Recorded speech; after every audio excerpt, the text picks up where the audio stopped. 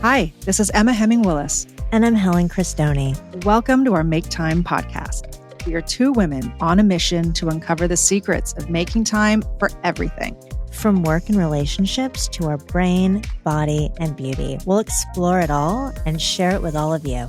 We interview experts so we can discover more practical tips to make time so we have more time for our family, friends, and ourselves.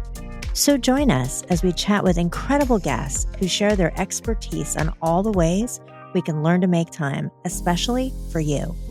Okay, it's time to make time. I'm excited to introduce our guest, Barri Leiner Grant, the founder and chief grief officer of the Memory Circle. In 2019, Barri created this unique space to support those learning to live with loss, transforming her longtime career in journalism into a dedicated mission as a certified grief coach and educator. Barri blends her rich background in storytelling with training in yoga and meditation, crafting meaningful, science-based healing modalities for individuals, support circles, and even workplace trainings.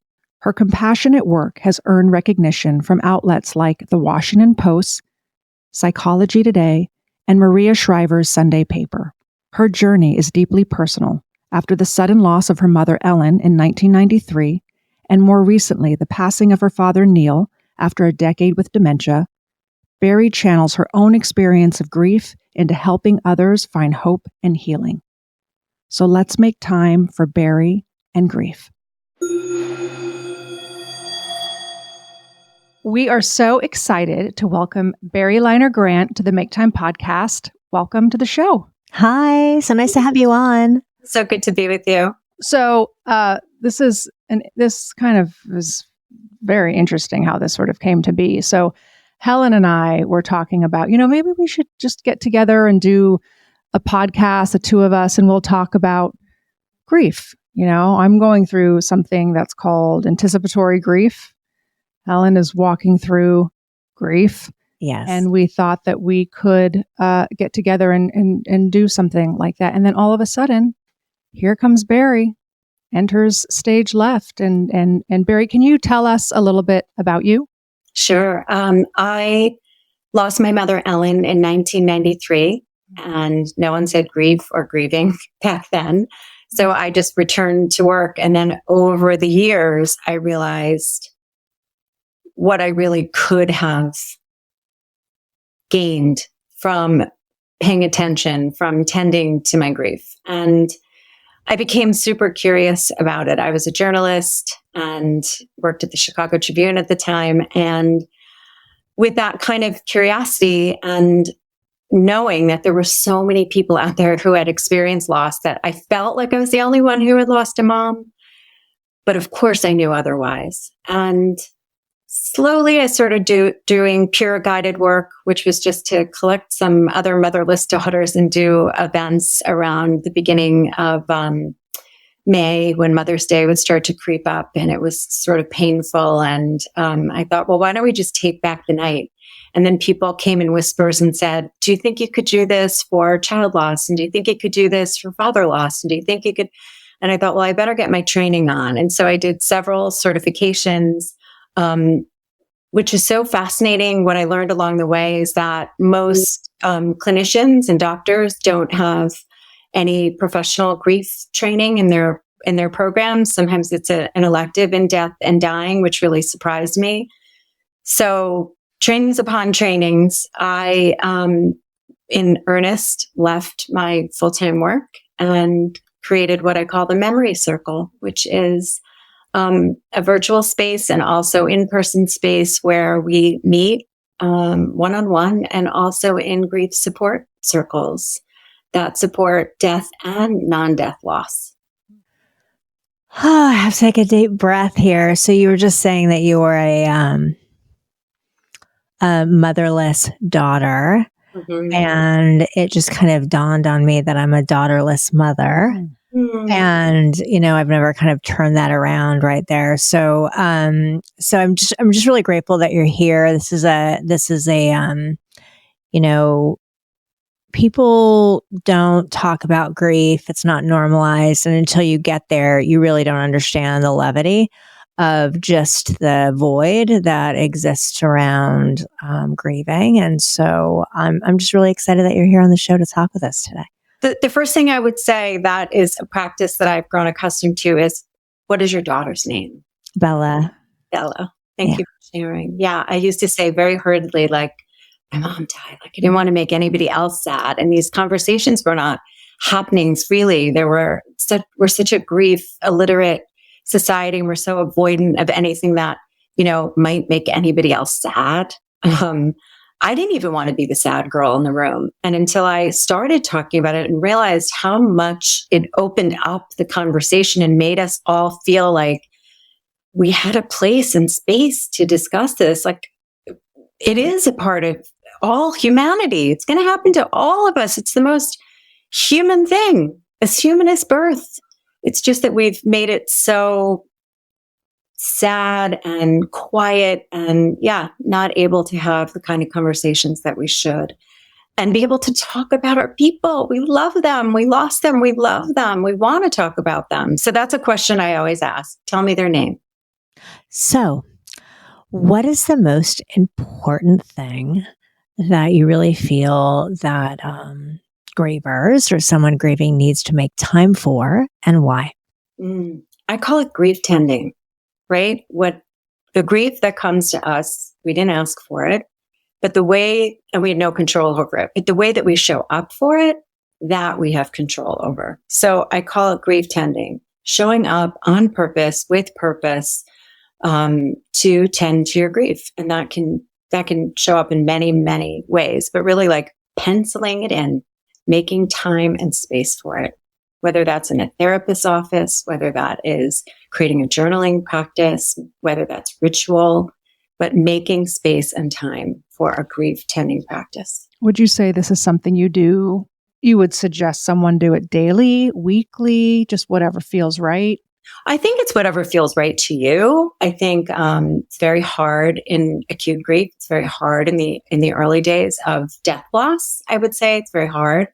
Very well-meaning folks will hand you a journal and say, "Oh, I heard this is really good for you," and your whole life has just changed, and you're sitting in front of this blank slate of what the rest of your life looks like, and also this big blank journal. It's like you wouldn't even know what to do with it. I think in the early days. So I say, grief tending can mean taking a walk. Grief tending can mean just being with your person in some way, shape, or form. Maybe it's looking at pictures of them. Maybe it's listening to music. There are so many ways. So when I say showing up for it in some way, sometimes it's just setting an alarm so that, or penciling it in so that we do make time, dedicated time. Because as you both know, if you don't tend to it, it will come to you. It will come out sideways. It will come out maybe in unhealthy ways. Yeah. So I'm just going to double click on this for a minute, because I think that, for those of you going, I was just living my life, and I, texted with my daughter and, "I love you, Mom. I love you, Bella. Talk tomorrow." And the next morning I got a call that she was no longer with us. And it was the unthinkable. You don't think about losing your child. It's something that you don't think about. And so I think that, tending to your grief, like in that moment and those moments and the early moments, it was very apparent to me that I was like completely broken. And the person that was the helper, the strong person, the reliable friend, the like rock for so many people in my life, I was that girl that you called, and so like the first thing in my journey was I needed to let people help me. And it was very apparent that like I needed to just allow people to help me. Sure. And so in the beginning, I think that it was just such baby steps, to your point, like just I would just sit on my step outside, and just, watch the sky. Like I think and I didn't know what I was doing. I mean, but I allowed myself space, and everyone else around me like supported me in that space, which was super meaningful. Being able to even have sun on your face, before noon is a great grief tending practice. Sun loss is shocking. And, the brain has to make sense of where our people have gone. Every single day, we're used to them coming through the door or calling on the phone. And so, our brain really has to catch up to, not accepting that this loss, especially the loss of a child, it's such an out of order loss. But accepting that it has happened. And that takes a long time. Yeah. Yeah. I mean, it's been incredible to watch Helen on this journey, and to see how far you've come and where you still are, right? Which is fine, but when I look at you now, Helen is the reliable friend. She is the one that you call. But sometimes I feel like it's important for you to have people continue to show up for you and help you, because I think that is definitely needed, because you do give off that, like, I got this. But I think that has sort of unwrapped you and opened you up to be able to be helped and to be loved and cared for. It's so hard to ask for help when you're that. I'm that girl. Mm-hmm. I'm that girl. And I'm still, because I worked my way through a grief that people saw. I was probably the first of anyone that anyone knew who had lost a parent so young. I was in my 20s. My mom was 50. And then you become the person that people want to know, how did you do it? And it's something you learn to live with. It's not something you get over. It's not something you go around. It's not something you beat. It just is something that you go through, and you learn to live with that. I always say it's sort of like a cardigan.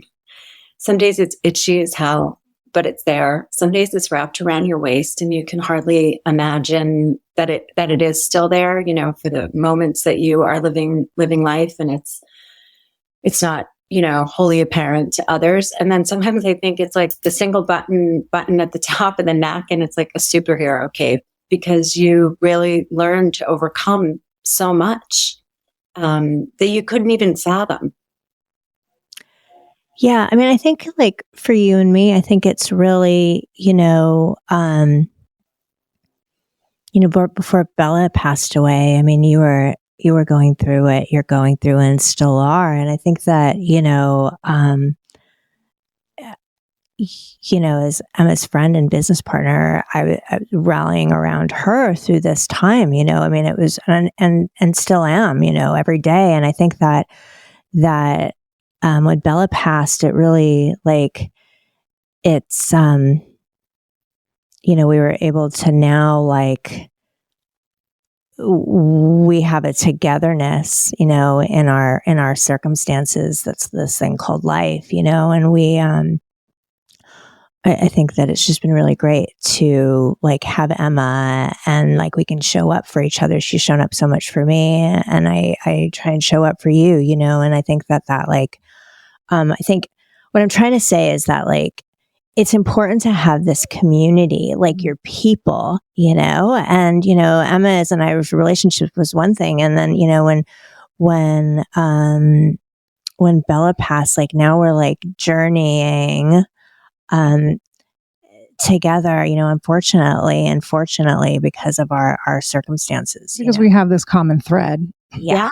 And I think the community part of it is so important that's why I think it's so beautiful to be able to talk about our grief and what we're feeling, so that we can bring others into it because there is nothing better than having a community around you, and you don't feel so alone and isolated. You can speak with others and you feel a part of, and can, our grief is different, but I get Helen, and I know she gets me. And there's something really beautiful and unifying about that. How profound. I mean, we need to be seen, heard, and witnessed in our grief. Bottom line, nobody can do this alone. Nobody should do this alone. And yet so many do. And so I always call group work a wisdom exchange. You two are so lucky to have already known each other and to have been able to see this on such a deep level, right? You already had that fondness for one another and that openness and the safety that you created. And we don't often find that, right? We feel like we're not going to be able to show up as our 360-degree self at work if we let somebody know, if we have those days where we're falling apart. Like, I wish we could call into work greasy like we do like a common cold, because we deserve it. We deserve it. We don't know. We don't know when these waves are going to come, or these dates on the calendar, that death anniversaries and doctor's appointments and birthdays and holidays, and maybe just a trip to the grocery where you see your loved one's favorite food, for goodness sake. We just don't know. We just don't know. It's so overwhelming. And I always say group, and what you guys just explained, is kind of a wisdom exchange. Like, I may not have the words, but somebody else may. And I can hear what you say and see myself in your story. Or perhaps it's somebody that's a year ahead or 3 years ahead. And, I always say I'm a hope dealer, because someone else can just see hope, that there's hope down the line, that there's hope, that there will be joy, that there will be life, that there will always be grief, and there will always be loss, and there will always be missing Bella. And there will always be the wish that we are not living with enormous memory loss. And it's life-changing and life-altering. But that there is still joy. I always say that we can hold it in both hands. We touch joy, and we can know joy, and we can see that there is a full life, even with grief on board. Yeah. I mean, I always say, like, in the very beginning, I mean, like, joy finds you. You have to kind of be open for joy to find you, and it will, if you're able to, like, be open for it. It took a little bit of work for myself personally to get to that, like, after the shock and the initial trauma and all that was that. But, then, joy started, coming in, and like what we do at Make Time, it's something that gives me joy. I find joy in the work that Emma and I do. I think that we should get into the tip part. Like, how are some tips that people can do grief tending? If you can give, we always love to ask for 3 really actionable things that our listeners can do that will, that can help. If you have any of the dates that I was saying on the calendar, let's say, you have a big anniversary date on the calendar, and you can get ahead of either reframing that day or making a plan for that day. It doesn't matter to me if you absolutely ditch the plan, but having some autonomy, some control, something that you're looking forward to ahead of the day, whether that's surrounding yourself with, a good friend.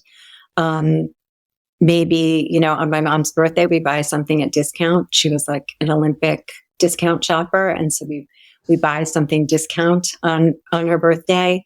We've completely taken back the night on Mother's Day, and we celebrate on Saturday. It was really, really hard for us. It's a very difficult day for so many. So I say, make a plan ahead of the day. I will always and forever think that writing is one of the greatest tools. Being your own story witness, finding a safe container. Journaling is a way of expressing yourself that is profound. It is a way of connecting also with a loved one. You can write to them. As you were saying, how hard it is sometimes to know the joy is there. I say sometimes just make a list of delights. Sometimes folks ask grievers, like, keep a gratitude practice. And sure, there's lots of good, shiny science about how good that is for you. And I'm sure there are things that we can all be grateful for. But I always feel like that's such heavy lifting to ask a griever for. And so I say, just a list of delights. So that first sip of coffee, that, whatever it is. And I think once you notice delight, you can notice more. Like, delight begets delight, just as you were saying. If you see joy, you can see it again. And it's just those small things.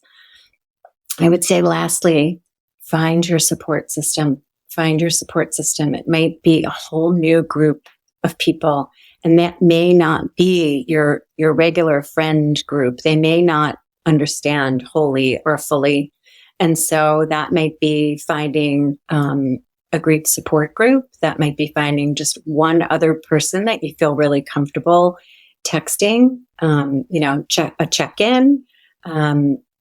But find yourself support. Again, this is not a solo journey. This cannot be done on your own. Nobody should grieve alone. And so also remember to be someone that supports a griever. Sometimes I say, write down the dates that are important to somebody close to you. I have so many death anniversaries in my phone, but just that check-in, even after the first year, is urgently important.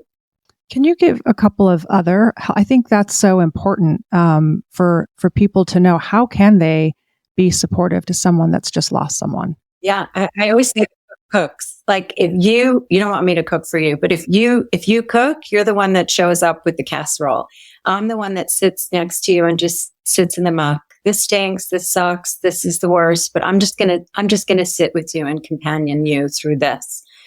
Show up as your whole self and your most authentic self. Sometimes it's the person that has like beautiful poetry book to drop off to you. Sometimes it's someone who allows you to know that there will be life after, and they show up with their red lipstick and just let you know, like, there will be life after loss. There are so many people who are like they can just show up and do errands, like no asking. The groceries are on the front stoop.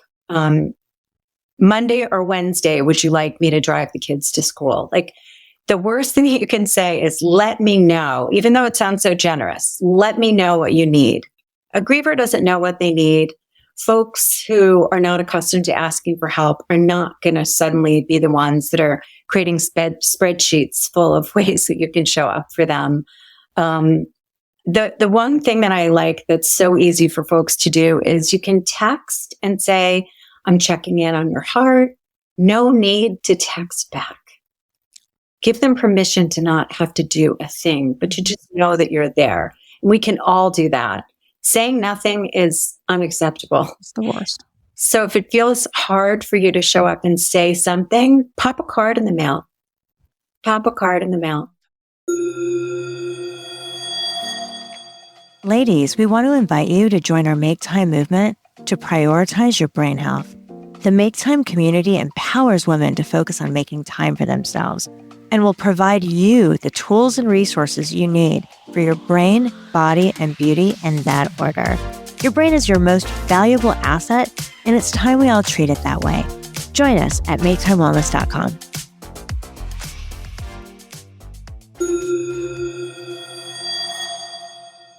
What has been helpful for you, Helen? Like what has been meaningful for you, impactful? Oh boy. I mean, like this was, just yesterday I got that call, like, hey, Helen, Tim, checking in, calling, tell you I love you. You don't need to call me back. Just thinking about you. Hope you're doing. And I'm here, I got that call yesterday from a friend of mine. I think that like this was all just so wild, right? Like a ride that I never expected that I'd be on. And I lost grandparents and friends but when we lost Bella, I was so fortunate actually that I had so many people show up for me, and from places and times where I just had so many people from my childhood, that I hadn't talked to in decades, people that I worked with in different companies. My friends just put this like circle of bubble wrap around me, and Emma and my husband and my friend. I mean, just like, I think that in those first weeks, the first beginning, I just was like, everybody had me. And that was really, that was very important to me. Like, cause I knew it, like I knew that I was okay. Like people were around and that I was okay. I think as it's, time has moved forward,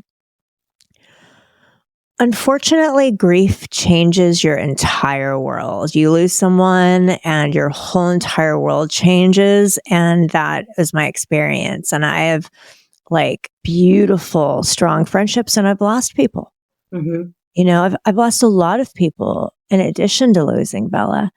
And that's just the reality. Some people they don't have the space to hold for you, and that's okay. And you'll find people that you didn't even expect, that show up and check on you and send you, I have, my daughter was a singer, and like one of her people that enjoys her music, I don't even know who this person is. And she'll tag one of Bella's songs on Spotify and tag me and tell me like why that's her favorite song and how much it means to her. That's so beautiful. It's like I think it's the kindness from people that I don't know, that I find like become friends, and some friends become strangers. It is so true. And a lot of it depends on how we understood grief in our life. Some of us have experienced a loss, and for good or bad, we become accustomed to being able to sit with it, being able to hold space. And others, like I said, they're so uncomfortable with you being uncomfortable or having been changed, or they can imagine or can't imagine experiencing what you've experienced. And quite often we hear that. I don't know what I would do. And I always say, well, it's a good thing it's not you. Like, it's the most selfish way that somebody could show up. Of course we can't imagine. Nobody wants to imagine this, but there's just so many people that can't even sit with the discomfort. And it's sad. People that you depended on, that you thought would be there in a pinch, it becomes very different. And you become very different on the other side of your loss. It sort of shakes everything into this new cosmic shift of what really is important, the most important in our lives. I think, to answer Emma's question, I think that the thinking of, just the wishes and I'm checking in and like, I love you and I feel you. And I think that even now, some time's passed, and it's very meaningful. And it's also very meaningful to me when people ask me to talk about Bella. Yeah. And just like, I have a young girl that I work with,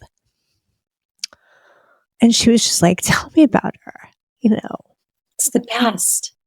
And that was like, and she's this young girl, they're the same age. And it was just like, when people ask me and like just sit down and really want to learn about like what she was like and what she liked and kind of just what Bella's vibe was, like that is really, because I want to talk about Bella. Like, I love talking about Bella.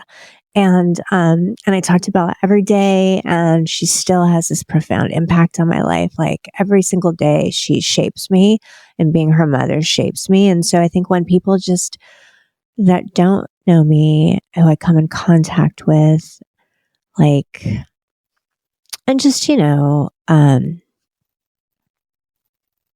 like the days too, like the days can really suck. Like, this, like the days can suck. And so like the Mother's Days, the Angel Wing anniversaries, and I do my best to celebrate because that's what Bella would want, and, but I think that when people check in and just, just come in to feel you a little bit. Yeah. And remember her with you, for you, allow you to, that's why that question, tell me their name, is so important, because even a stranger will open up to story. Like, that's an invitation for you to be able to say Bella, and we named her Bella because, or she, she was a musician, it opens a conversation, and it's just, we want to remember them. We're the keeper of their of their memories. We're the keeper of keeping their memories alive. And I love we call my mom Grandma Ellen. My mom never knew my children. The greatest gift my kids have ever told me is that they feel like they know her. And that's just from story. Yeah. That's just from her traditions, favorite foods. That's just from teaching them about her. Can I go back to what we were talking about with, for some people, how it's difficult to show up? And do you think that has to do with the fact that they haven't, maybe you already said this, but the fact that they haven't gone through a loss? For some, and for others, it's just, it's kind of a toxically positive kind of world we live in now. Like everybody wants everybody to be like happy and well and having a good day. And, that's really hard. The reality is that the majority of people, if you ask them, have all experienced a loss. It's just that we may have grown up in a household where nobody really talked about it. My dad lost his dad when he was 7. I grew up in a house where it was very apparent when someone experienced a loss. My dad was so good at saying the right thing. I witnessed standing with him, saying what I thought would be so awful and seeing people comforted by his words. And that was really him just allowing them to talk. It was just opening a conversation, but he always seemed to just know just the right thing to say with warmth and understanding and not shying away from having those difficult conversations. And they are difficult. We don't know what to say. And we think if we say the wrong thing, that we will upset the person or make them more sad or remind them. We're not forgetting that we lost our loved one. You're not reminding us. We know that each and every day, exactly what we're reckoning with.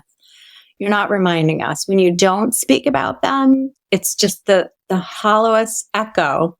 Like, we know it's the elephant in the room. Like, we know you're not talking about it. It's so obvious. We want to. We want to. So it's all of that, I think. Emma, one thing that you say often, and I know like Emma just got done writing this beautiful book and it's better out than in. Can you talk a little bit about like your writing and how because Emma really has been writing. So I'd love to hear about, how that's helped you. Yeah. I mean, I think there's been so much unprocessed emotions and feelings around my husband and his disease, and so many things that I've kept really close and tight and personal, and but it has not been helpful for me. So I think there's just been such beauty in being able to write this book, share parts of our story, my feelings, and it has really then, that was this whole idea of it's better out than keeping it in. And, one of the reasons why I want to, share and help another caregiver is because I want to build a community around myself as well. I mean, it feels sometimes can be very isolating, and that is a very lonely, sad place to be in. And I really want to be able to connect with others who understand this experience. So if it's with frontal temporal dementia, being a caregiver, someone who has walked through the world of dementia, and for you, losing a daughter, I feel like connection is so important. It's just so important. It's so meaningful. It's so impactful. And that is what I yearn for. Like, that is what I need. And that is what I am hopefully doing. You're doing it. Am I doing it? Yeah, That's exactly how I want to. We were caretaking for my dad for a decade. And I found so much permission in the words that you shared. Nobody was talking about it. No one was talking about, anticipatory loss. We're grieving while we're caring for our loved one, and they're very much alive. And we often don't have a minute in the day to be supported because nobody has died. A lot of people don't recognize this as a time of great grief. And supporting a caregiver is a whole other world that we could talk about for days. But I think the writing itself, we use a part of our brain that responds in healing, especially when we write by hand. That alone is so stunning to me scientifically. Also expressive writing, just that whole process. There's like a right to heal process where we're writing sometimes right into the center of all of the hard stuff, the stuff that feels sort of forbidden to say, guilt and shame and anger and, some emotions that we're not accustomed to even reckoning with. It's safe. Your notebook is safe. It's a place where you can really lay down and also see it outside of yourself. I always say we're always looking for movement in some way. We can get really stuck, sticky, where we don't want to leave the house, where we are not talking to anybody about our person. That also is, to me, very unhealthy. And I think it's urgent that we find whatever practice it is. There's a lot of people that are like, I'm not a writer. I'm not writing a book. You just have to have a journal and like 4 minutes of just moving your hand across the page. And if you might find that you have a story to tell. You might find you actually do have a book in you, because what we experience helps the next person make this path just a little bit easier. Yeah, writing is so therapeutical. I mean, it's for me. It is for me. Helped tremendously, and uncover things that I didn't even know that I was feeling or thinking, and it just kind of poured out of me. I think, and when I think what, I was with you and was there to experience and support you when you started just talking about and sharing with others so openly, like the journey that you and your family were on. And so I think that you've done it's been so beautiful to watch you, bring experts to the forefront and you've been so vulnerable. And I think that's also, like you were waiting for that in some capacity, you know what I mean? Like just to be able to talk about it and like, this is what we're going through, and hear people that have helped me. Like, I think your capacity to share has been it's just been very inspirational to me. And it's helped me to be like, okay, like I can talk about this. Cause, you were talking about like, you need to tend to your grief, and I'm an extremely busy person, when Bella was alive, since Bella's left us and on her journey. And so that penciling the time in, I mean, I've been going to therapy every single Wednesday for the last, year and 3/4. And that is my time. And I know every week that I have that time, and I think about what I'm going to share in that time. I start putting my what my grief week has looked like together. And I know that I have this place and this beautiful therapist where I can like share it there, leave it there, and then get back into it.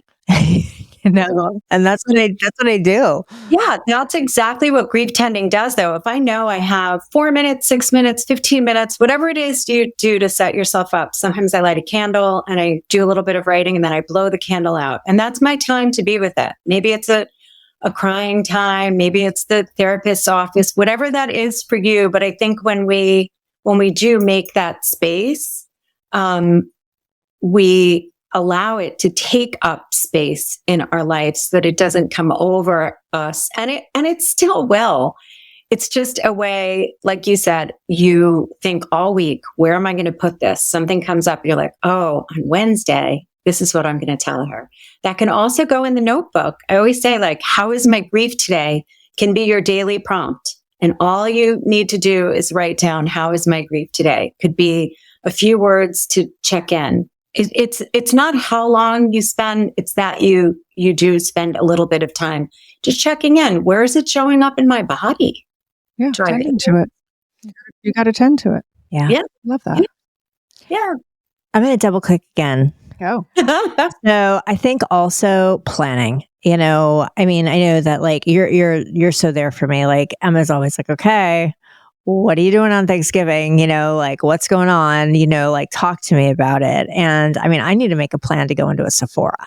Right. So like, I mean, it's something that I enjoyed with my daughter. And I mean, I'm like, hey, Bella, like, we're going into Sephora. This is the mission, because I can't find myself like meandering around a Sephora. Like, I'll just completely lose it. Right. So like, I have a plan. I know, like, I need to get a mascara, a face wash, whatever. And then we're getting out of there. And then also, for the days, and I really, like my friends, Emma and my husband, and I have to shout out to Tim here. Like, I mean, he has filled every weekend, every moment, every spare minute of time that, to just make sure I wasn't wandering. And I think the planning and having planners around you, is so important when you're walking through this. And penciling in that next thing to look forward to is also grief tending. All of those things. What can I look forward to? And you may put it in the calendar. It may feel like ask me. I might not show up, but please ask me, invite me, plan with me. I want to be included. I still want to be invited. People also make up whether or not you want to go run an errand with me at the mall because you're going to run into young friends of hers, or ask me. Don't make those decisions for me either. Continue to ask me, or ask, if I know that's hard for you, I'm going to ask you if you want to go to Sephora. Do you need company? Yeah. If I know that's hard for you, if I was around the corner, that's what I just heard that. And that's what I would do with you and for you. Let's go together. Yeah. And like, by the way, I didn't actually know that. I don't know why I didn't know that about you, but we were in New York a couple of months ago and I needed to go to Sephora. Yeah. And Helen was like, we're going into Sephora. We're going to go get you the hair things that you needed. And she rallied. We went in and we got out, and God bless her. Like, Helen you can rally for your people. I can't rally. She's incredible. I'm so proud. So proud to be her friend. So proud to be your friend. Okay, let's do this one. Barri, what are you not making time for that you're going to commit to making more time for today? My book. Oh. Yeah. I've written many about things that are outside of the grief space, from what I say was like from chapter 1, about design and collectibles. And I definitely have what I call the memory circle monologues up my sleeve, where I want to take everybody's grief stories, death and non-death stories, and bring them forward. And almost like the vagina monologues, but make it grief, where we can read each other's stories. They can be read aloud and others can witness them. And I think, just like the two of you are saying, we often don't have a circle. Many don't have a circle around them. I have client after client that has no one. They have me. And sometimes, in my widows group, they don't even have, like, their emergency contact has changed. I've landed, I'm taking off, I've landed has changed.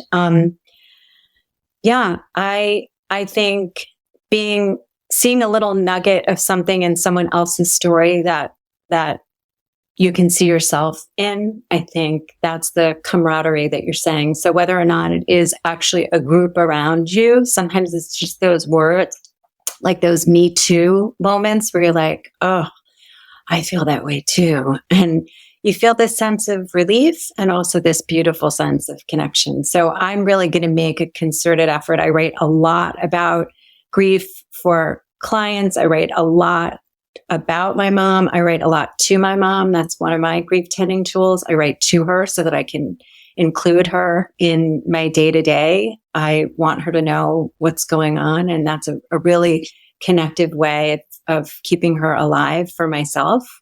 The book. I love a book.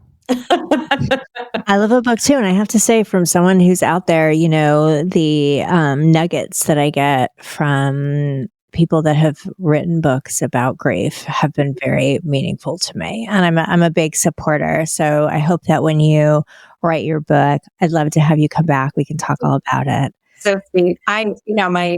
My grief books of grief books, I send people to memoir all the time, people's personal accounts. I think that's where you really, if you start there, I think you see that other people's stories, maybe it's just that they have survived the most unthinkable. And that is the hope. And that is all each day that we can ask for. A little bit of hope, a little bit of joy. And as that, I always say it's like a big black piece of paper, and you can like punch even a pinhole and see that the light can come through, even in a pinhole. And my clients keep that visual with them, because they're like, that's all it takes. Just a little bit of light. Just show me that can be, that I am in the world and still of the world, and that I'm going to be okay. I'm going to have this grief, and I am also going to be okay. It's a big, full life. I see you living it on social media, both of you, and inviting people into your story. It's so brave. It's so vulnerable. And it's the way that we can carry this, make this less of a shadowed, quiet, we're all going to grieve at some point. So let's talk about it. I'm so grateful to both of you that we're having this conversation. I can be teachers to others, help people, hold their hand.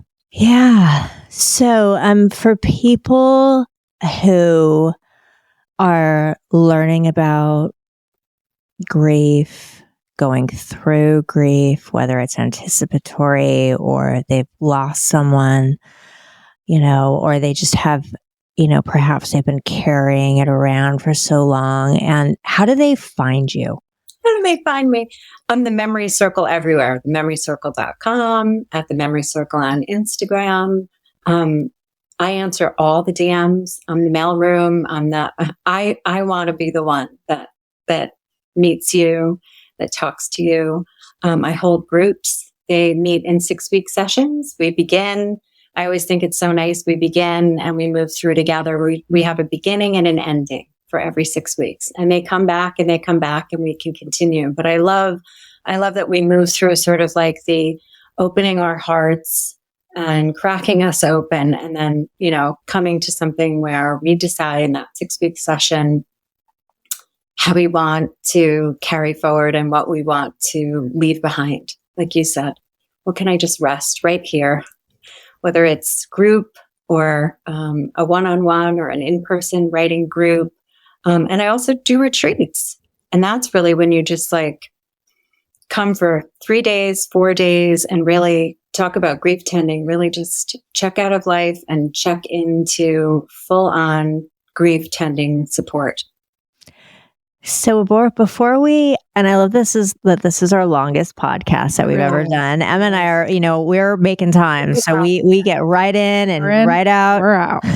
But before we started today, you guys were both sharing about these cards. I don't want to forget about the cards. So share your cards with us. Yeah. Sure. This is called the Remember and Reflect deck. This is basically some 50 cards. There's 50 because my mom was 50 when she died. So it's a little wink to Ellen. But on the back of each card, it has a way to honor your grief daily. So if you are not one that is going to create your own practice, you just pull a card. Some of them are affirmations. Some of them are writing prompts. Some of them are activities to do outdoors. And they're full color coded, and they're just, you pick one, Name 10 sounds that you heard this morning. Open your senses to what you hear around you.